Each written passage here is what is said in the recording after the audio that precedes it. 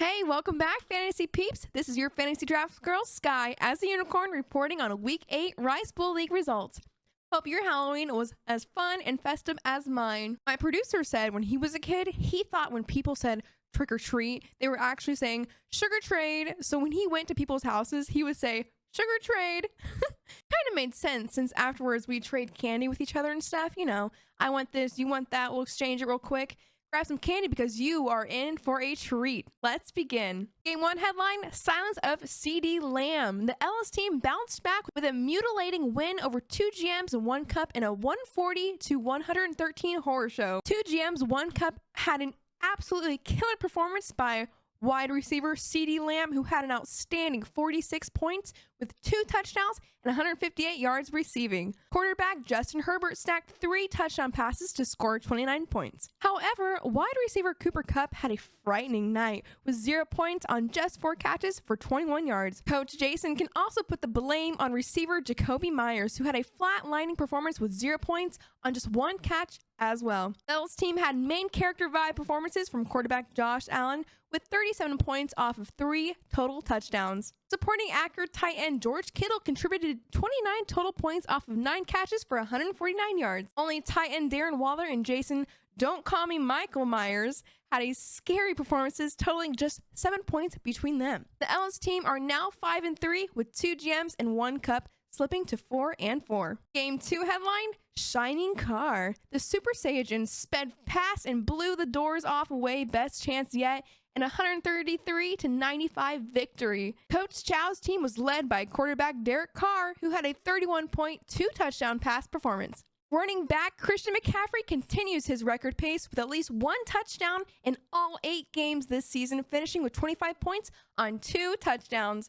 Wide receiver Devonta Smith had a nice 20 points on 1 touchdown reception.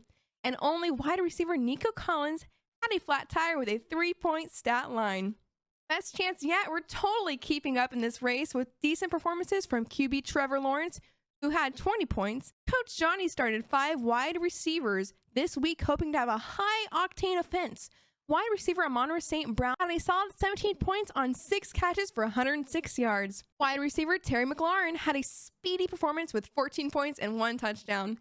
And Michael Pittman put the pedal to the metal with a 15-point outing on 1 touchdown. However, the rest of the receivers ran out of gas as Chris Olave and DK Metcalf scored in single digits. Super Saiyajins pick up as much needed win to go 3-4-1, while Best Chance Yet sits alone at the bottom of the standings with a 1-7 record. Game 3 headline, every dog has its day. In the battle of 2 rising teams, the underdogs pull off the victory over the Brahma Bulls 106-93. Running back Travis Etienne and Breece Hall scored 27 and 22 points respectively, combining for 2 touchdowns for the dogs.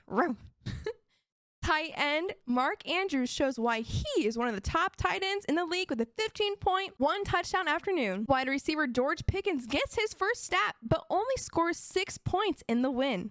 Interesting decisions by Coach George was to sit hot rookies Jordan Addison and Sam Laporta, who both combines for 39 points and 2 touchdowns that were left on the bench. Luckily, he didn't need those points as the Bulls suffered a tough loss despite strong performances from wide receivers A.J. Brown and Jamar Chase, both scoring 30 and 35 points respectively with a combined of 3 touchdowns. Receivers Puka Nacua and Devontae Adams had dismal outings with just 4 points between them. The Bulls are probably still looking for a quarterback as Justin Fields remained sidelined and Matthew Stafford had a pedestrian performance with just 10 points for Brahma. The underdogs take the top spot in the Rice Bowl League with a 6-2 record. The hot and cold Brahma Bulls even out to 4-4. Game 4 headline, Thriller Night. The zombie Ligers were trailing to Pork Chop Express going into Monday Night Football by less than 6 points.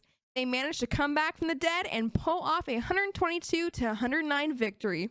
The Ligers had to rely on the Detroit defense, who had 6 sacks and 1 interception and a thriller dance routine in the end zone to score 15 points on Monday night, as well as a special kicking night from Brandon Aubrey with 18 points off 2 field goals and 5 extra point kicks. QB Jalen Hurts did his thing with 38 points and 4 passing touchdowns. Coach Allen finally had other players step up with wide receiver Garrett Wilson scoring 20 points And running back Javonte Williams scoring 15 points and 1 touchdown. Coach Eric's pick, Chop Express, had top performances from wide receiver Tyreek Hill with 27 points and 1 touchdown, as well as quarterback Kirk Cousins with 22 points on 2 touchdowns.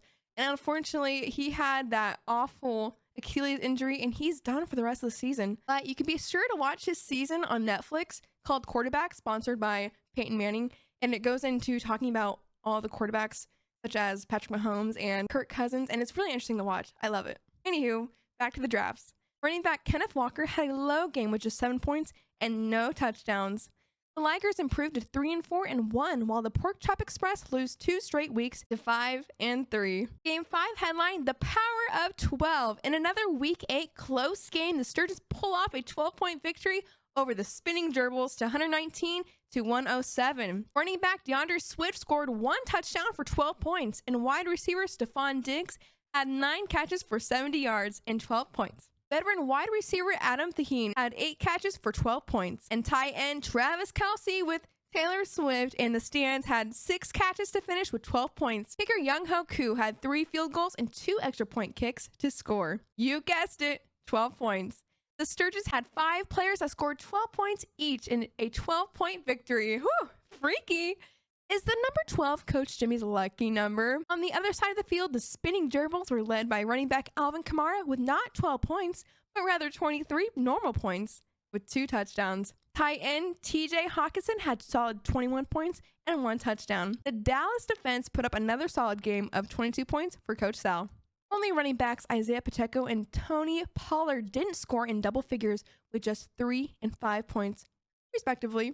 Both teams now even their records to 4 wins and 4 losses. Week 8 has now come and gone, and now we are ready for Week 9, where there are 4 teams on bye weeks. The Broncos, Lions, 49ers, and Jaguars all have Week 9 byes. Let's talk waiver wire targets, shall we? There are plenty of receivers on this list, as well as sleeper quarterback. Those that have injured quarterbacks might want to take a look at rookie QB Will Levis on the Titans, who scored 38 fantasy points. Rookie wide receiver Quentin Johnson on the Chargers finally woke up and had a promising outing with 6 targets for 5 catches. Saints wide receiver, who was passed up again, scored 31 points and is a big play potential receiver. And Cardinals tight end Trey McBride had 10 catches for 26 points. Bears tight end Cole Kmet finally finds a rapport with rookie QB Tyson Bagent, scoring 18 points. Ravens running back Gus Edwards is available and has scored 20 and 27 points the last 2 weeks. And how about tall glass of Zach Carbonet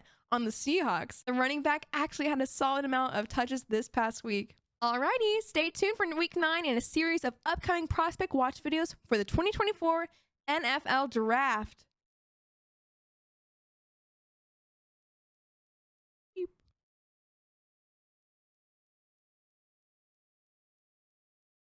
Once again, I'm Skye, aka Unicorn, and I will see you guys back for Week 9. I am so excited, and I hope you had a Happy Halloween! bye!